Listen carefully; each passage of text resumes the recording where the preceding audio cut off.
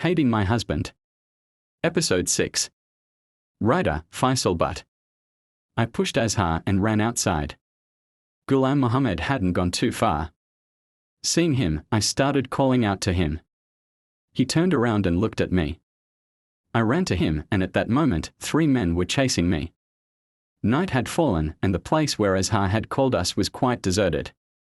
Terrified, I hid behind Ghulam Muhammad.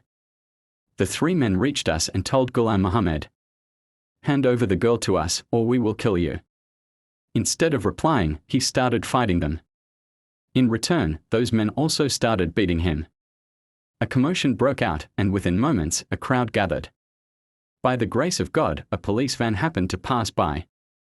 Seeing the police, the men tried to escape, but the officers caught them.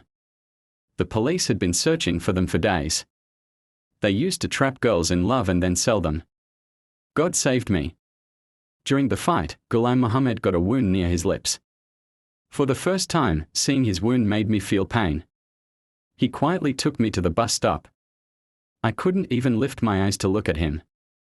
Despite being uneducated, he had such a noble character that I felt very small in front of him. He asked, "Zara, where do you want to go?" "To your parents." I replied, "I want to go with you." Hearing this, he looked at me in shock. I shattered in front of his integrity. My parents had found a gem for me, but in my foolishness, I had mistaken glass for gold and almost hurt myself. But I was saved in time. Ghulam Muhammad didn't ask me any further questions and took me to the village. His family looked at his wound with concern and asked, "What happened to you, Ghulam Muhammad?" He simply replied, "I got hurt while getting off the bus." Inside, I felt deeply ashamed. Just by looking at his outward appearance, I had misjudged him and said so many hurtful things. But all he had done for me was kindness. For 2 days, I couldn't even make eye contact with him. I kept blaming myself. Even now, he would eat only half a roti and then get up. I stopped him and asked, "Why don't you eat properly? You always leave your meal unfinished." Hearing my words, Ghulam Muhammad looked at me in surprise. But this time, he didn't get up and silently continued eating. I had started taking care of him. Inside, I was broken. But admitting my mistake in front of my husband felt difficult. I wanted him to forgive me on his own, but he remained silent.